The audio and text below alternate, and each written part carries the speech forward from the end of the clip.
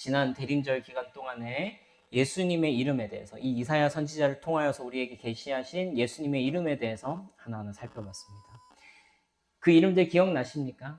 머릿속으로 한번 떠올려 보시면서 그때의 이 간단한 이름 한 줄이었지만 그 이름 안에 담긴 큰 의미들이 있었죠. 그 의미를 생각하시면서 우리 6절 말씀만 같이 한번 읽어보겠습니다. 함께 읽습니다. 시작. 이는 한 아기가 우리에게 낳고 한 아들을 우리에게 주신 바 되었는데 그의 어깨에는 정사를 메었고 그의 이름은 기묘자라 모사라 전능하신 하나님이라 영존하시는 아버지라 평강의 왕이라 할 것임이니라. 아멘. 그렇습니다. 여러분 이제 이 이름들이 어떻게 다가오십니까? 한번 우리 천천히 한번 떠올려 볼까요? 기묘한 상담자 되신 예수님, 전능하신 하나님 되신 예수님, 또 영존하시는 아버지 되신 예수님, 평강의 왕이신 예수님. 이 이름들이 이제 여러분들에게 어떻게 다가오세요? 굉장히 큰 이름으로 여러분들에게 하나하나가 좀 다가오지 않습니까? 그렇죠? 근데 여러분 오늘이 사실 하이라이트죠. 우리 성탄절 크리스마스에. 이 말씀을 전체적으로 다시 한번 살펴볼 텐데요. 사실 여기에 큰 반전이 있습니다. 이렇게 커다란 약속을 하나님께서 주셨어요. 기묘한 상담자, 기묘라, 모사라, 전능하신 하나님이라, 영존하신 아버지라, 평강의 왕이라. 근데 이 커다란 이름들을 누구를 통해서 주셨냐면 이 큰 소망이 아기의 이름으로 우리에게 오셨다는 거예요. 아기의 이름으로. 한 아기를 우리에게 주셨대요. 아기 어때요? 응애 아기. 우리 친구들. 아기는 너무 작죠? 너무 힘없고 너무 소망 없고 여기서 좀 김이 빠지는 것 같은 거예요. 이게 아이러니잖아요. 한 아기를 주시겠대요. 그분은 기묘한 상담자이시고 전능하신 하나님이고 영존하신 아버지고 평강의 왕인데 주시겠다는 증거가 아기라는 거예요. 아기. 이 말씀을 들었을 때 이 장대하고 거대한 느낌, 6절, 7절 말씀에 7절은 더하죠. 그 정사와 평강의 무궁함이 더하며 다윗의 왕자와 그 나라에 군림하며 그 나라를 굳게 세우고 지금 이후로 영원히 정의와 공의로 그것을 보존하실 것이라. 근데 그 증거는 아기라는 거예요. 아기라는 거예요. 여러분 아기가 태어난다는 말은 너무 보잘것없이 느껴집니다. 이 커다란 이름에 비해서 너무 작은 증거를 우리에게 보여주신 것 같습니다. 마리아가 처녀의 몸으로 임신해서 두려워할 때 천사가 나타나서도 그러지 않습니까? 네가 메시아를 품었다. 전능하신 하나님의 영이 너의 태 속에 임하였다. 말씀하셨어요. 굉장히 장대하고 거대한 환상을 마리아가 목도했습니다. 그런데 굉장히 이 큰 소망, 큰 기쁨, 이 큰 희망을 가지고 뭔가 일어날 것 같은 그 기대감 속에서 아이를 출산하는데 말구유에서 아기를 출산한 거예요. 너무나도 보잘것없고 아무것도 아닌 하나님 분명히 하나님의 아들을 내가 품었다 그랬잖아요. 하나님이 세상을 구원할 메시아를 주셨다 그랬잖아요. 태어났는데 말구유에 놓인 아기의 모습으로 그 소망이 도착한 거예요. 동방박사들이 와서 경배하고 목자들이 와서 경배했어요. 그때 또 어떤 느낌 받았을까요, 마리아가? 이제 뭔가 일어나나? 라는 또 생각을 그 순간 또 하지 않았을까요? 이 마리아의 이 베들레헴으로 내려와서 묵을 곳이 없어서 찾아서 겨우 들어가가지고 말구에 아기를 낳고 이 업다운을 한번 생각해 보자고요. 낳았는데 아무 일도 안 일어나네. 또 누가 오는 거야. 이제 뭔가 일어나나? 떠나고 났어요. 동방박사도 떠났어요. 이 목자들도 떠났어요. 그러고 나서 아무 일도 일어나지 않았어요. 마리아가 안고 있는 것은 그냥 작은 아기입니다. 사실 이것은 아기라는 은유를 사용하고 있어서 그렇지 예수님이 단지 아기일 때의 모습뿐만 아니라 사실은 생각해보면 예수님의 삶 전체에 이런 아이러니가 담겨 있다는 것을 우리는 생각해 볼 수가 있어요. 예수님이 제자들을 부르실 때 이후에 이 예수님의 제자가 되는 나다나엘이라는 사람이 요한복음 1장에 나오는데요. 이 나다나엘이 예수님을 향해서 뭐라고 그럽니까? 나사렛에서 무슨 선한 것이 나겠느냐? 나사렛에서 무슨 대단한 것이 태어날 수 있겠느냐? 나사렛 예수? 그 촌동네에서 뭐 그렇게 대단한 것이 오겠느냐? 그분은 대단한 소망을 품고 계신 분이었지만 사람들로부터 악의 취급을 받았어요. 그분의 행색 자체는 아기와 같았다고요. 별 그렇게 대단할 것이 없어 보이는 아기의 모습으로 오셨다라는 거예요.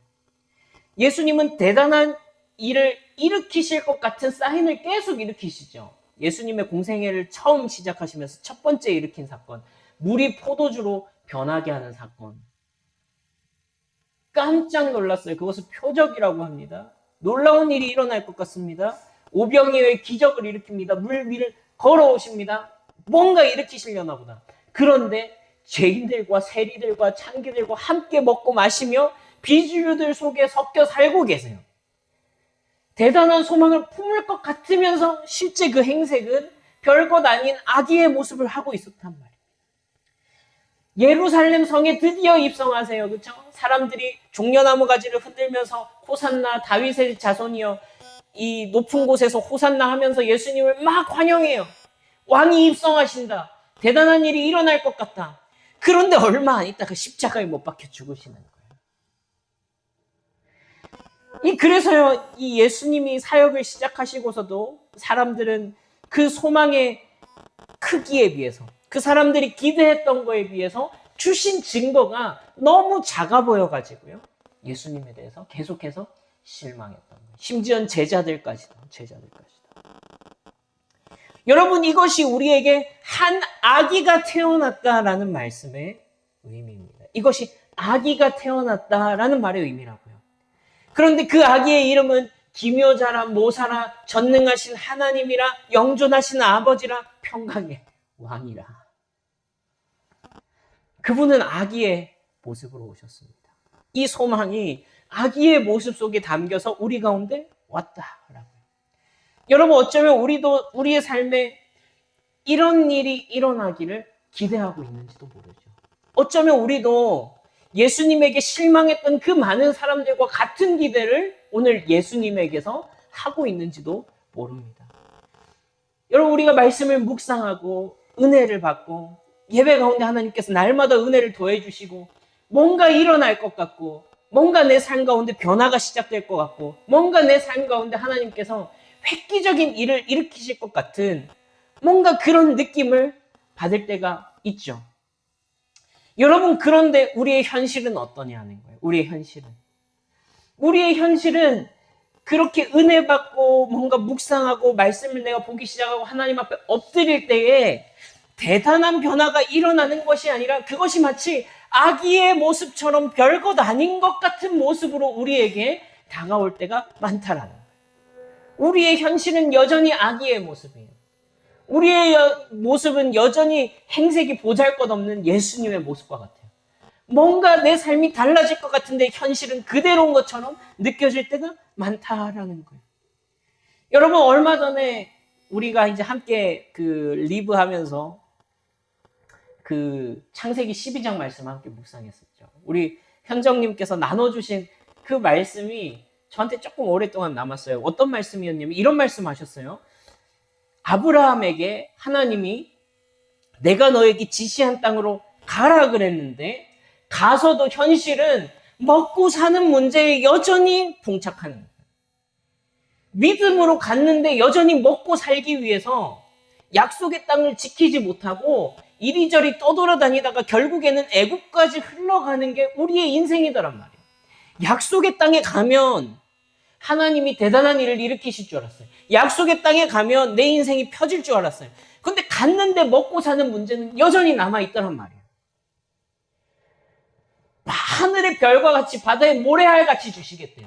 지금 네가 밟고 있는 땅을 너에게, 네 보고 있는 온 사방을 둘러봐라. 네가 보이는 그 모든 땅을 너에게 줄 것이다 그랬는데, 지금 현재로서는 내 땅은, 내가 발 디디고 있는 이 한 평도 내 땅이 없어가지고 애국까지 떠내려 가야 되는 게 현실이었단 말이에요.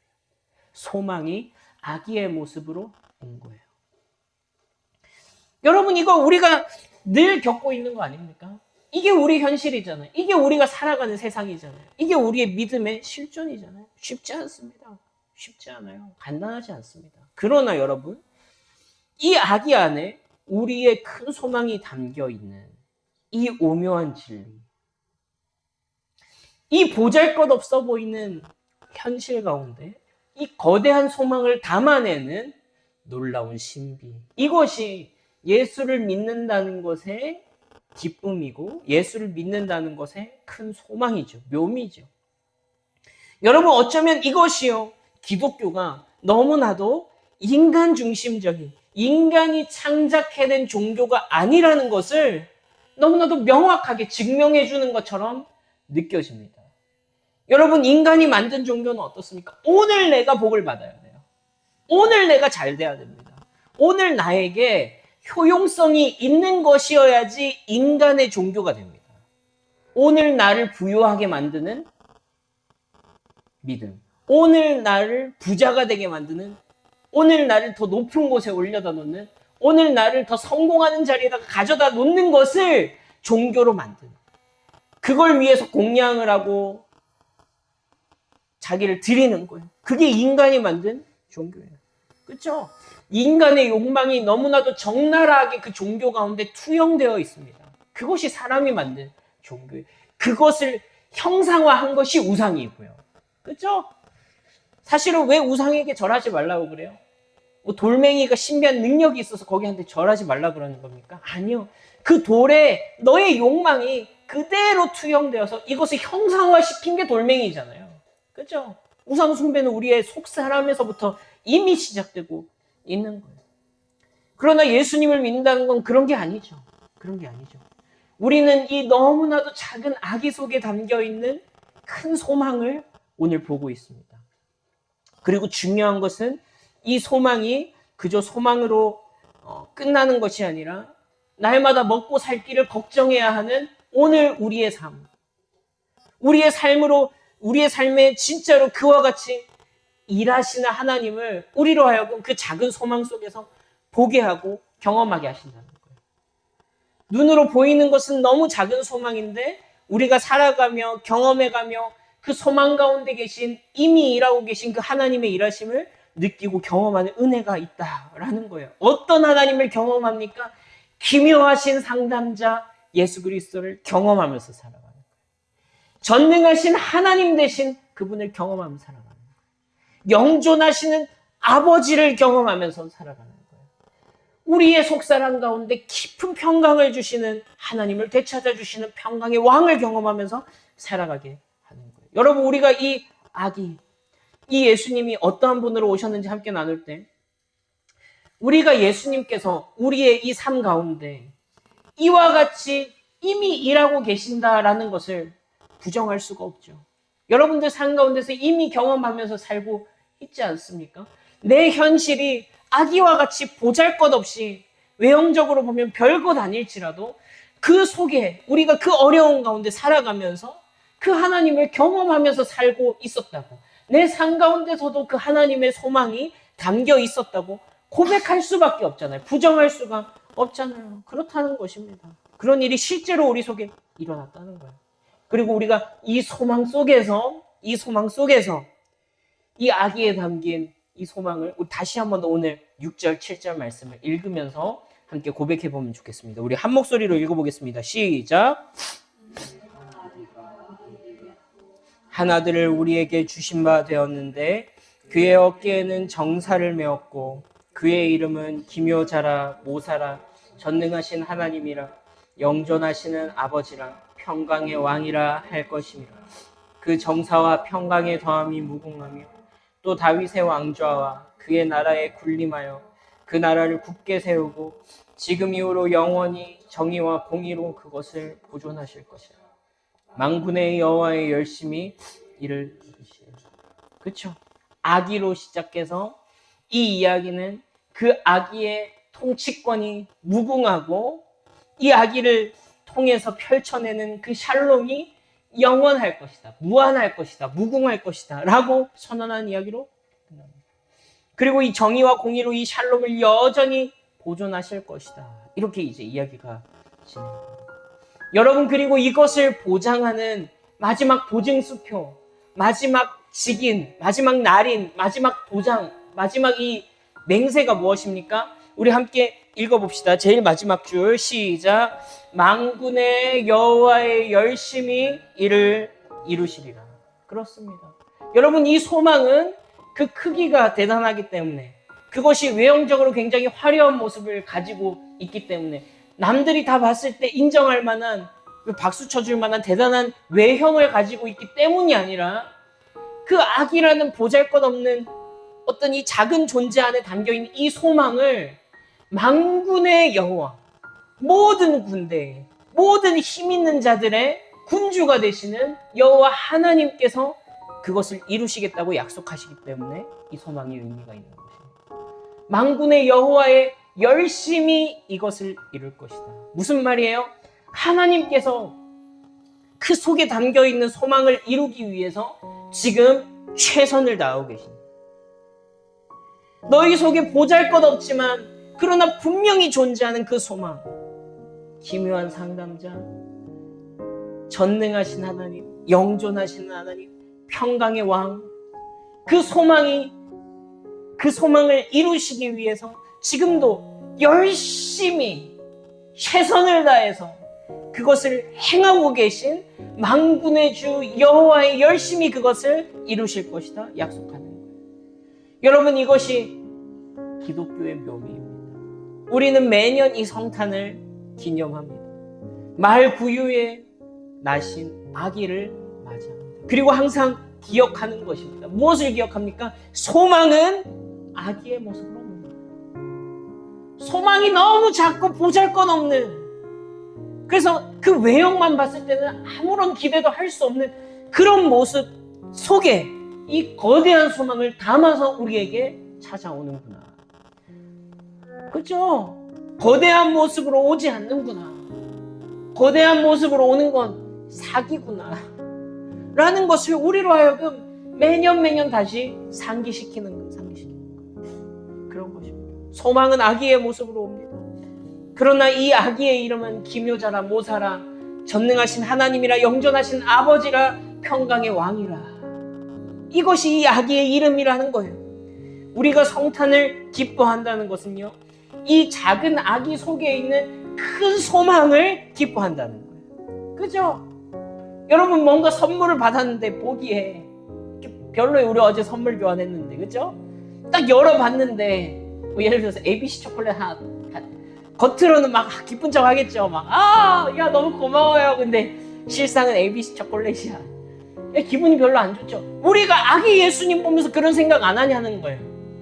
우리가 우리에게 내어주시는 기독교적인 소망을 보고 뭔가 죄책감이 느껴지니까 기뻐해야 할 것 같긴 한데, 내가 보기에 이게 너무 보잘것없이 느껴지는 거예요. 큰 거 주셨으면 좋겠는 거예요. 근데 아니라고. 이 아기 속에 담겨있는 큰 선물, 큰 소망, 그리고 그 소망을 이루실 여호와의 열심, 그것을 매 성탄마다 고백하고 우리가 함께 기뻐한다라는 것입니다. 여러분, 그래서 이것이 우리의 믿음이죠. 이것이 그리스도인의 소망이죠. 그래서 여러분, 우리는 성탄절마다 뭘 봐야 돼요? 거대한 것이 아니라 작은 것을 봐야 돼요.